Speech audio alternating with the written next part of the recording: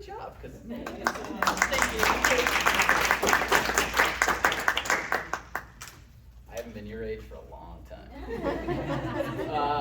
So I'm going to kind of go through, in general, when we're talking about mental fitness and resilience, you have to prepare yourself before you need it. Okay? If you're going to play a sport, you have to practice before you go into the game and try and hit the game-winning shot. Right? One of the things that, again, I'm old, so Michael Jordan, one of the things that set him apart back in the day is he was one of the very few athletes, when he would get together with Phil Jackson, they would actually visualize the game. They would visualize themselves winning, and that can do amazing, amazing things for then when in the heat of the moment when you got to do it. Okay? That's what mental resilience is you have to prepare yourself first. So there's kind of the old argument, you heard like the seed versus the soil. Like if you're going to try and plant something, it doesn't matter how good the seed is if the soil sucks. Okay? Your preparing the soil is before you need it. Okay? That's the stuff that we're talking about when we're trying to prepare things. Now, to put stuff into context, human beings have been around for thousands and thousands and thousands of years. If you were to put all of human history in a book, it would be, let's say, 1,000 pages. The last 200 years is the last page. Wow. We are living in a world that we were in no way designed and built for. Right? We're cavemen transplanted through time. We're supposed to be hunting deer, picking berries, like computers, cars, drugs, sugar. Our body's like, what the hell is that? And it freaks out. And the deck is stacked against us. Okay? So we're going to kind of run through some stuff. When we're setting up, again, kind of what that looks like. The world that we are built for, you've heard of the fight or flight system. You guys remember like grade school biology stuff? When you encounter stress, fight or flight kicks in. Okay? That means when you're in a stressed environment, your body acts like it's being chased by a tiger. So it's going to go through a whole bunch of steps and process because it's trying to survive. This system is designed to be used very sparingly for short periods of time. Now, what I would say, and I'm sure you're all going to nod your heads, is we're all living our lives like we're chased by a tiger all day, every day. Mm-hmm. Right? It's a mess. So, what does that fight or flight system do to try and escape from the tiger? First off, if you forget to check the bush that you heard a rustling and a tiger jumps out, your body is going to imprint that into your brain, and if you live through it, you are never going to forget to check that bush ever again. Now, I don't even really want to know all the horrible things that have potentially you guys have powered your way through and survived. I guarantee you all have triggers that other people would think would be weird. That's normal. Now, we're running through those processes, trying to kind of expose yourself to it so you can be better at it. You got to do that, and that's individual. So the example I had, we had our girls that we had adopted, and we were doing dishes. I think we'd had them a couple of months, and one of them was cleaning dishes, dropped it, and it broke. We were just like, oh, that's so annoying. They cowered, right? They came from a horrible situation. And I could just tell that would have been, you all know, right? It would have just been god-awful. And for us to just be like, yeah, sweep it up. They couldn't wrap their heads around it. And that kind of messed them up for a few days, and we didn't even get mad. That is how you have to be prepared to handle that stress before it happens. That's what mental resilience is. So that fight or flight system, what does it do? It's going to heighten your senses, right? So you're going to be kind of hypersensitive. Your eyes are going to dilate. You're going to be ready to see any tiny little motion going on in there. It's going to depress your frontal cortex. Okay? It's going to depress thinking because you don't need to remember your phone number if you're trying to escape from the tiger. Okay? Now, what does that sound like if your senses are crazy and you're not thinking? What does that sound like if that's long-term? ADD, ADHD? Happens a little bit right now. Okay? That is a chronic stressed environment. We've got to learn to kind of depress that. The other thing that it's going to do is it's going to take all your blood and it's going to take it out of your guts. You don't need to digest lunch, you gotta survive the tiger. It's gonna put it all in your muscles because you might have to be sprinting here quick. Okay?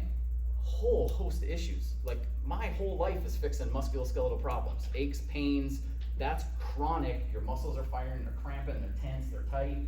And guess what? You can't digest any food. You feel like crap. Your guts aren't working right.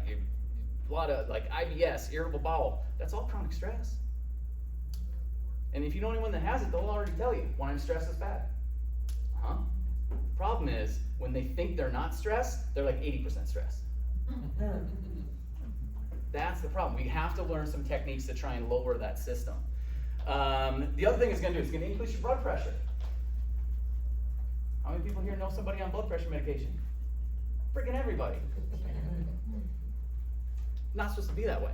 It's all chronic stress, and we're doing it to ourselves because most of it is occupying the 6 inches between our ears. It's the world we're living in. We're the ones messing everything up. The body is doing it perfect. It's going to increase cortisol. Have you heard of the stress hormone cortisol? That's the thing that stimulates a lot of this whole thing. A lot of these like anti-aging clinics and all that kind of stuff, they're all messing with cortisol. It's just stress. Okay? There's cheaper and easier ways to try and kind of manage that stuff, but that's the context where we're starting from. So how do we fight that system that our body's doing perfectly fine? And by the way, stress is good for you, just not all the time. If you go work out, that's stressful.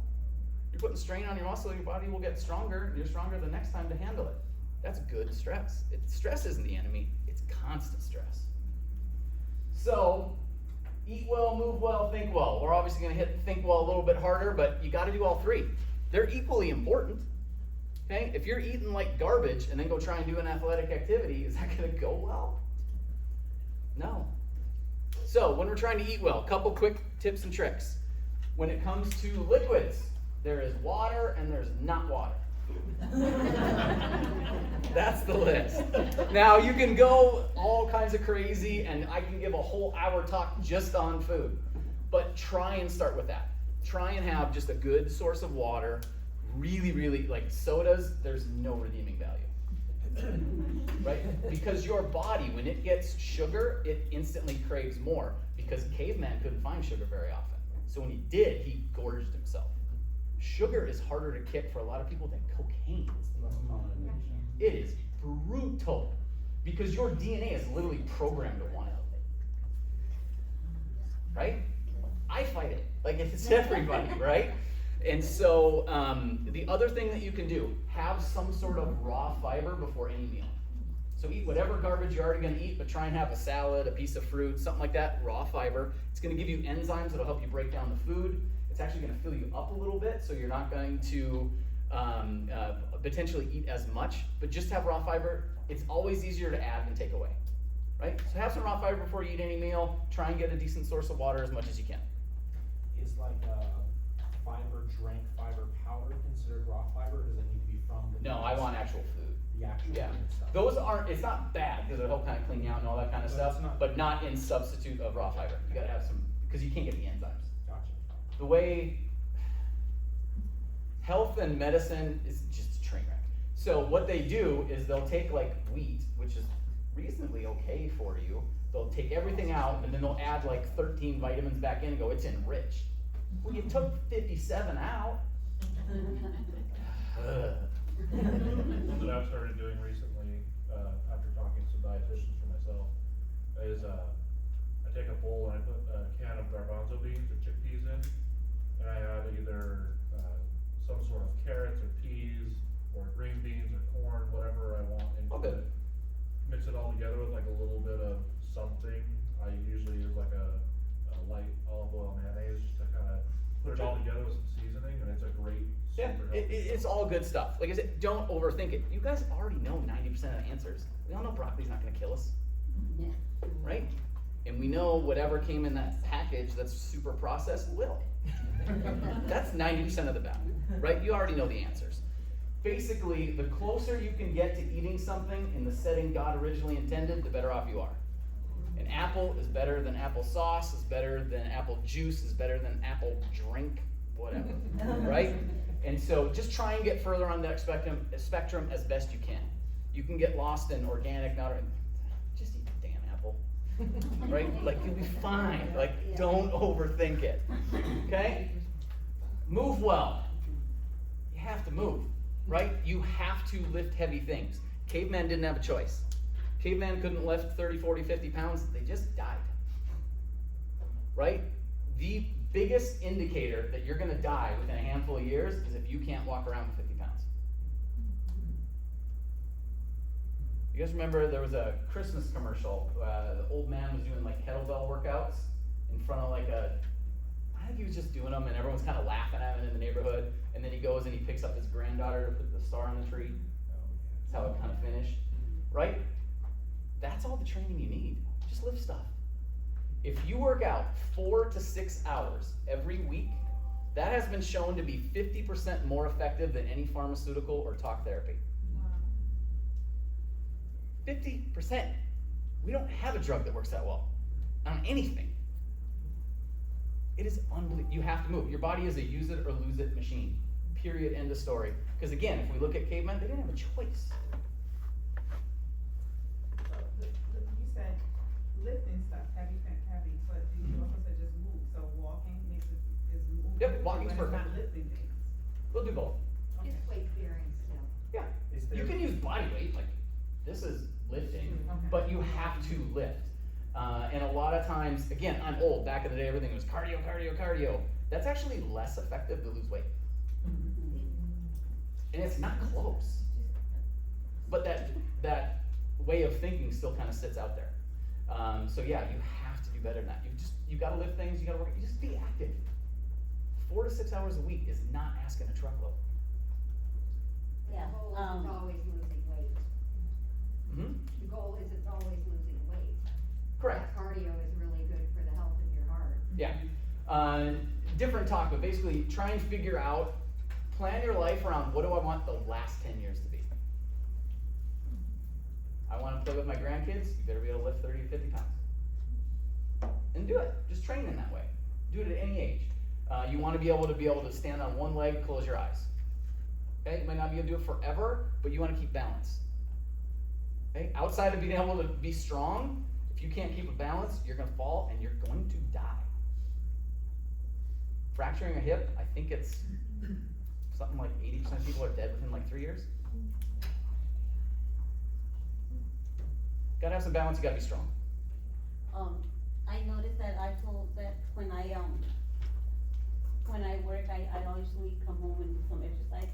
But when I lived up in Prescott, I did, like, I worked 2 jobs, sometimes 2 8-hour jobs. Mhm. Cause the second one was a part-time, but the other one was graveyards, but I tend to get up like 3 hours before my shift and then do some 3 treadmill. hours before your shift and you had 2 jobs. Yeah, and then I would do, Good God, woman. and but I noticed that I was more fit for my jobs, and I did a better Mhm. job in both of them because I was able to handle both 8-hour jobs. That's the seed versus because I soil. was exercising Yeah, before you were and preparing kept- yourself. yes, It getting does myself so ready many for exercise, yeah. wonderful things. So that's the move well. It's like, we just gotta move. You gotta be strong, you gotta have some balance. Is there a distinct difference between like setting aside 30 minutes a day to exercise versus just like throwing on a heavy backpack and just making a little bit more strenuous whatever you're doing throughout the day? Not really. So, okay, so if you can figure out a passive trick to just get your body to work a little bit harder, that's great. I personally, having been in practice for 20 years, if I can get my patients to do goddamn anything, I'll just take it. Okay? Number 2, I like having a dedicated time for it. Because it kind of puts you in a little different mindset. Like, I have patients all the time who's like, oh, I walk 87 miles every day at work at somewhere. I'm like, it's not the same. No, it's not. It really If isn't. it's part of your routine. it's Yeah, like part you're of your active, routine. but it's just not the same. So I like setting aside kind of some separate time for it in a perfect world. Buying leg weights is not a replacement for having a daily exercise routine. Yeah, and you can't replace like sunlight. Yeah. Get outside. So think well. This is probably the trickiest one. Okay, couple things. Today, the average person in one day gets more information than somebody that lived 700 years ago got in their whole lifetime. Wow. Think that's stressful? It is bonkers the amount of stuff that gets flooded into us, right? I'm old, I'm originally from North Dakota. Like, I know people that never left my hometown, and like, just thinking of that and how much less experience they had than what I had, just, like, I haven't done anything completely crazy, and I'm like, they seem like completely different people. Now imagine 700 years ago where you never traveled more than like 1.5 miles from where you were born. Whew. It's stressful. But that's the world we're designed for. Anyone ever gone camping, been outside, don't have your electronics around? Do you feel different? That's how you're supposed to feel. That's supposed to be normal. Right? They've actually done a lot of really, really cool studies where if you just see a sunrise or a sunset, there's a weird wavelength energy. I'm not a super hippy dippy guy, I'm more of a science guy, but they've actually shown, like, if you see a sunrise, like, your day's different. Yes. Right? This doesn't count. Stop taking pictures of it. Okay? That is not the same. Perfect world, if you want to start your day right, and this is really damn hard, first 30 minutes, don't turn your phone on when you wake up. Huh? How many people in this room are going to do it? That's the first thing I do. Not very many. Social media. How many think social media is a cesspool that should burn in hell? Okay. You're wrong. Social media is a mirror. It is not the bad guy. It is holding a mirror to you. Now, it is stacked against you. It's a funhouse mirror. Right? Its algorithm is designed to find crazy stuff to make you stay in there longer. So it's stacked against you, but it is not the bad guy. Okay? If you want, social media can be a weapon that works for you. If you want better mental health, I guarantee, whatever one it is, I don't care. TikTok, Instagram, Facebook, whatever. Search uplifting material and follow the top 5 that show up. That algorithm is designed by you. If you hop on social media and one, you have a hard time getting off, it's another form of addiction. 2, make it work for you.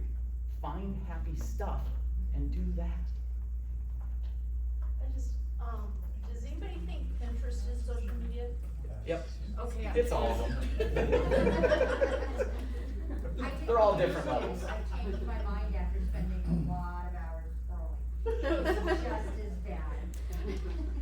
There are some amazing systems in your body that do all kinds of crazy things. So you've heard of like oxytocin? It's the love hormone. That's the one when you like give birth to a kid, it shows up and everyone's all, yay, my kid's cute. And they're not. So,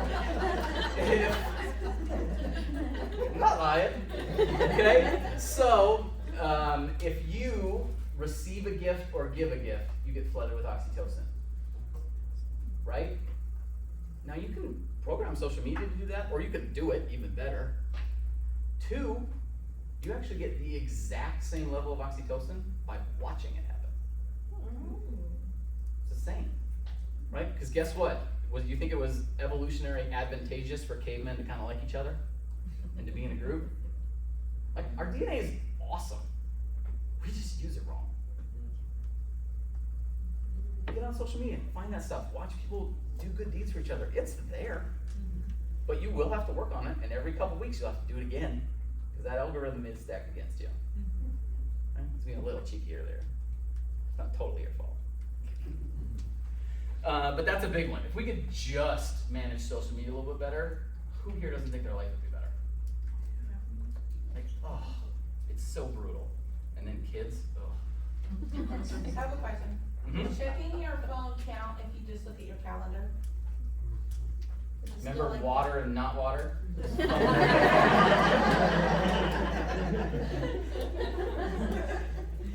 They have done, I can't remember all the statistics, but they've done studies.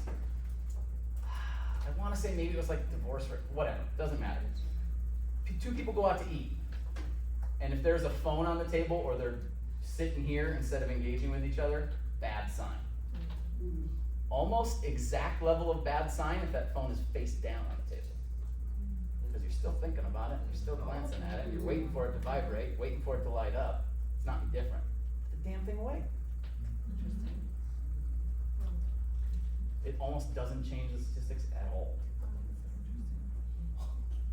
Can I say something? When you talk about that, prepare to be prepared type deal, one of the things that I've done, because I used to check my calendar every morning, is I write it down the night before of everything I have to do the next morning, just on a sticky pad next to my bed, because then I sleep better, I don't have to worry about it, and I know in the morning, I'm like, oh yeah, okay, 8 o'clock is by the time I have to get online, and if you wanna see my face, or 9 o'clock. Yep, So- no, that's a great one, yep, because there's the studies are relatively new, but some of the blue light, that we've all heard stuff, like, it's rotting your brain. It's only gonna get worse with time. The more research we do, the worse it's gonna get. Being positive. Well, first, let's do sleep. How much sleep are you supposed to get? 7 to 8 hours is what you should get. Now, they've done a lot of really cool studies, and this system is, I think in the last 10 years, they've even discovered it. You have what's called a glymphatic system in your brain. Anyone heard of it? No. I hadn't until like a couple months ago.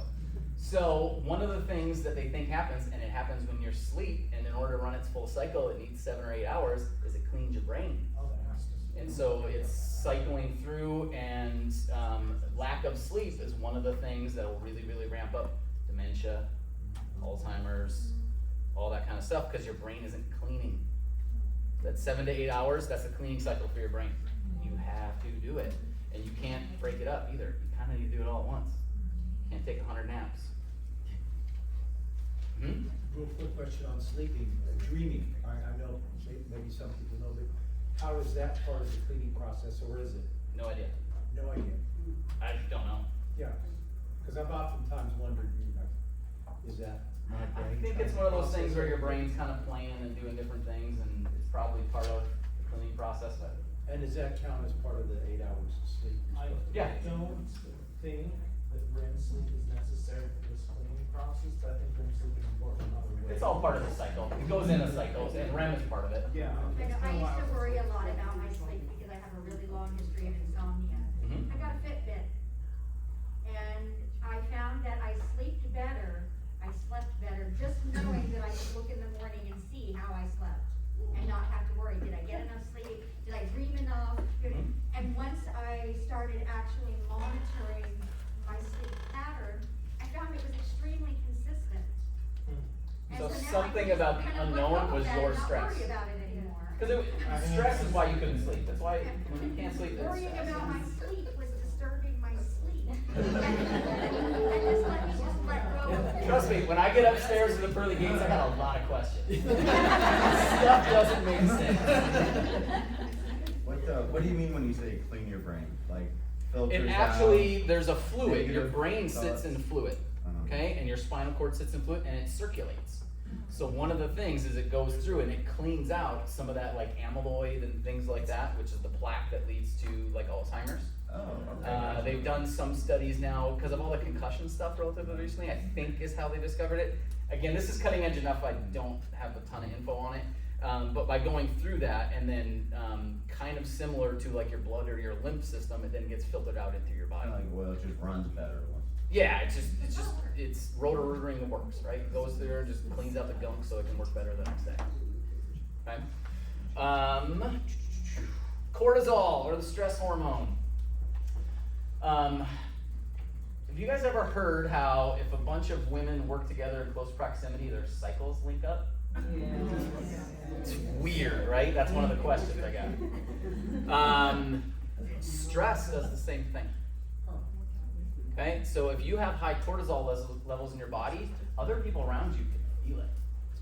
You ever work around somebody who's like, ugh? Yeah, that's actually biologically how that happens. It works the same way that the female hormones do in kind of syncing up. And it's contagious. It really is. What that means is you have to prepare your body to be able to handle stress before it happens. Because especially if you're in any kind of leadership position, it filters down. Because when they've done the studies, the leader is the cortisol level that it matters. If one of the underlings has high cortisol and the leader doesn't, it's going to negate it. If the leader pretends everything's fine, I'm okay, good, I'm fine, no problems, and they really aren't, and cortisol's high, can't fake that one. Lots of stuff you can. Your brain's kind of dumb. in a lot of ways, you can trick it a lot of ways. So they've done studies where, when it comes to physical fitness, they had one group that worked out, I think it was like 2 weeks, and they had like 40% increase in strength in the muscles.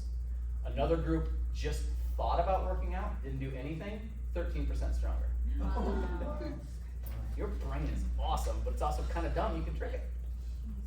You're right, I'm gonna think about working out more. No cheating. Mental. Still not the same. So, this one I just think is funny. Social media. That is like comparing your blooper reel, so your life, to everyone else's highlight reel. Like, they don't look like that. They're not having that much fun. Stop it. Find real people.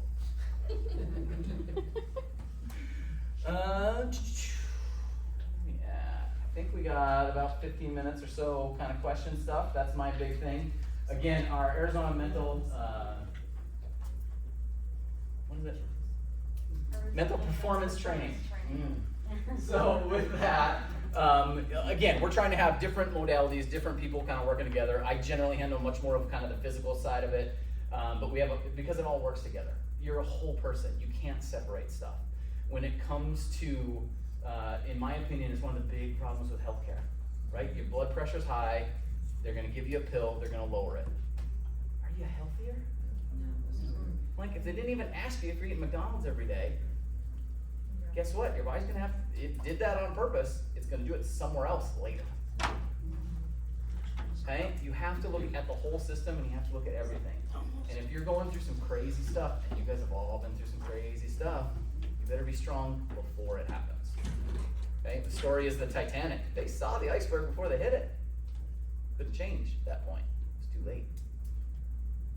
It's better to be prepared before it happens than wait until you need it, because then now you're relying on luck. You know what the statistics are on surviving your first heart attack? Itty-bitty. Wow. Get in shape first. Don't have the first one rather than flip the coin. Were you gonna talk about positive thinking too? Did you kind of skip over that? Oh yeah, with positive thinking, again, kind of some of the social media stuff. In general, you can trick your body. Like the whole, like, again, I'm old. Remember Stuart Smalley? I'm good enough, I'm smart enough, doggone it, people like me. You're the second person today who's talked about that. Perfect. So when it comes to that stuff, it works. If you stand in front of a mirror and say, like, I'm awesome, today's gonna be a good day, it's gonna be better than it was before you said it, even if you don't believe it, because your brain doesn't know the difference. The trick is to say it out loud. Correct. Your brain- It activates more parts of your nervous system to say it out loud and in front of a mirror. Right? I'm as goofy looking as anybody, and I do it once in a while. I feel dumb, but I still do it. Right? Again, they did some study. It was shooting free throws where they had some group practice like every day. And they had one group do nothing, and then they had one group just think about making free throws. Who do you think won not close? Just thinking about it. Crushed the practice people. Wow. Okay? Your brain is awesome. And it does not know the difference as if you fake it or not. So just like the oxytocin thing, if you watch a good deed, you get the same kick as if it happened to you. Your brain wants to be healthy for you. So, right, we're kind of done. Right, we watch TV and stuff like that. Isn't that us just like, is that real to like our brain? Like, does our brain interpret that? Like, we're actually experiencing those things? So if we watch like, you know, like violent TV or TV that's like really negative, right? Yes and no. Like, do you think that actually happened to you? No. But have you ever watched a movie and like burst into tears or been like shaking and disturbed and stuff? Nothing physically happened to you? Right. So on aspects of it, yes. And certain degrees of it, again, watch some crazy horror movie, like lets some stress out, it kind of runs the system a little bit. It's like taking a car and like, I'm just gonna hit 100 and back off. Like, let's just test it out, right? I don't think it's the worst thing in the world. Now, if you're watching the Saw movies every stinking night, you might be a little broken upstairs. I don't know.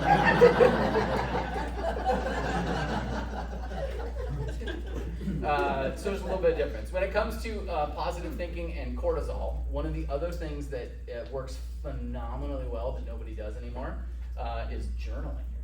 So if you can journal, that actually gets the bad thoughts out, and then finish, every time you're journaling, finish with a positive thought in there. Because again, the act of writing it actually programs it better in your body, because you're using so many more nerves and different parts of your body than just thinking or saying it. But otherwise, I mean, yeah, think happy thoughts, you better. The biggest thing I would tell people is don't overthink it. Like I said, eat an apple, walk outside, say I'm awesome today. If you did just those 3 things, your life would be 50% better. Would that take me 10 seconds? When it comes to journaling, does it have to be writing, or can it also? I prefer writing. I find writing actually helps it to have its effect better. Typing it is good, but in order to negate, or to compensate for having not written it with my hand, I'll actually read it out loud after I'm done writing it, and that like reinforces it. Writing it with your hand engages so much of your brain in the activity. If not you just can't do the following writing part and you have to do it on the computer, but it's your not the end of the hand world. and everything's more involved. It also takes longer to write, so you're. But there's also, remember, if we kind of go back into some of like the blue light and I prefer the writing. But if it's like one or the other, then type the damn thing. Like if you, for whatever reason, can't write, like, yeah, it's better than not doing it. Yeah, if I can get you journaling, like, you already won. Yeah, the rest is just details. 2 things real quickly. First one is kind of spinning off from positive affirmations that we're talking about. There's this really cool, I think it's a TED Talk by, I want to say, Amy Cuddy, that's about like positive body, confident body language. Really cool, really powerful stuff. I encourage everybody to look that up. Yeah. Now you're getting into a little bit more of my specialty, and we talk about it all the time. You can tell when somebody walks in a room what mood they're in. Right? I walk in and see a new patient and they're like this, or they're like, hey, awesome day. Nope. It's like you could just almost give off an aura, right? It's like, yeah, if you're head up, shoulders back, I don't know the study off the top of my head, but like head up, shoulders back, they did some kind of study, and like the difference in people's opinions on that is unbelievable. Because they would have the same person walk in 2 different postures, and one they're like, I trust that person, I would follow that person. The other one they're like, eek. My dad's a communication professor, and what assignment he's been giving to all the students is just like practice like the Superman pose in the mirror for like a minute and a half. before you Part of do the your affirmation. job. And a lot of his students report getting like significantly higher tips if they're in service leisure. So really very concrete stuff. My question then is, I'm trying to build a better / period good morning schedule or morning routine. What would that look like, and what are some tips for maintaining it for like that first critical 30 to 90 days before it becomes a good habit? The best tip I would say as far as making it a habit is to have an accountability partner. Okay. By far. Have somebody else you're accountable to.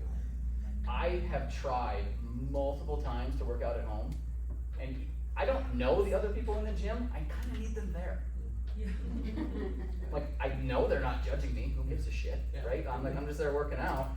But I need the bodies around me. Like at home, I do one thing, I'm like, it's hot. Right? And so if you have an accountability partner, that would be the #1 thing. Where just once a day, you just text each other, like, here's our goal. We're gonna work out for 30 minutes. I'm gonna not open my phone for the first 3 minutes a day. Just text each other every day, like, did you do it today? It's also important to know, if you didn't, that's okay. Like, nobody's perfect. Right? Just get back on the One perfect person, I'm not him. Nobody else is either. Right? Like, so, like, it's okay, you're trying to have a better diet and you have something bad, like, it's gonna happen. You gotta be able to get back on the horse. And that's where having that second person is nice, because I am the person that was like, oh, I've been doing really good, and I had a Snickers bar. Well, I might as well have 14 then. Right? That's me. Like, I look at bag of chips and it says serving 14. I'm like, it's 2 tops. That roll of boxes of ice cream, no matter how big or small they are, it's 1 or 2 serving tops. I just can't buy ice cream anymore. And sometimes that's the way you do it too, is just not have the temptation around. Yeah. Oh, thank you. I was just gonna ask you were talking about the whole cortisol syncing up thing earlier. Mhm. Evolutionary wise, is that also like a safety type thing? Do you know? I'm just curious. Probably. Yeah, like. I would be kind of guessing.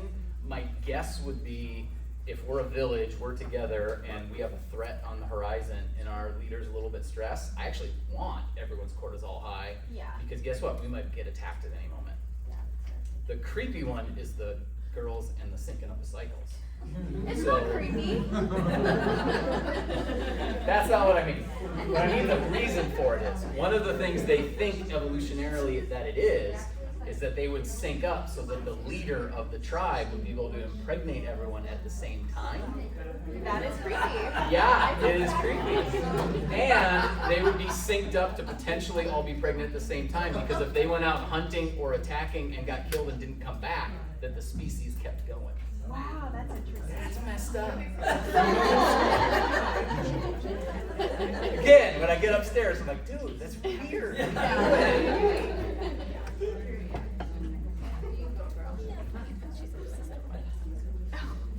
to address high cortisol levels, so, like, if you have somebody who has, we have a lot of people have anxiety in this world, and I know, and it's a little bit more extreme than. This is very, very base level. Like I said, any one of these topics we could go off for an hour on. How do you eat an elephant? Like, what bite? Yeah, and it's, I wouldn't necessarily, when I'm trying to change something like that where it's a habit, what I tell people is add. So I almost always start with the, have some raw fiber before you eat, because all they're doing is adding something to what they're already doing. Drink more water, and just kind of add that, and just start there. And it's one of those where, again, I think it's a TED Talk, one of those where some military guy who's like, make your bed every day, right? Because you accomplish something first thing, like, just find something little that you can hopefully do right away in the morning that you can do. Because that sense of accomplishment starts to build. But what do people do? And I'm as guilty as anyone else. I'm gonna change my life. I'm not gonna eat sugar, I'm not gonna drink soda, I'm gonna work out 14 hours a day, and then they don't do one of them, and again, they're just like, well, what's the point then? I'll just quit it all. And that's where the accountability person would come in. So I would say an accountability person, number one, and find a couple just little things. And it doesn't have to, like I said, make your bed. Just make your bed today. Awesome, good job, you're a good person. I'm serious, like if you said that to one person, do you think your day would be better? You'd start with a smile. I think making bed is stupid, but other than that, I will never understand that one.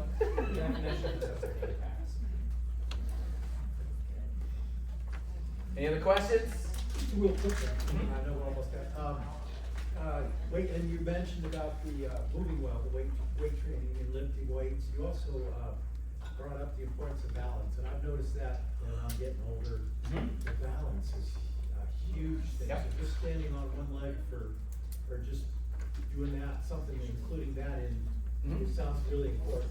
The Yes, balance. you Any want other to things do- that you can think of right off the head about balance?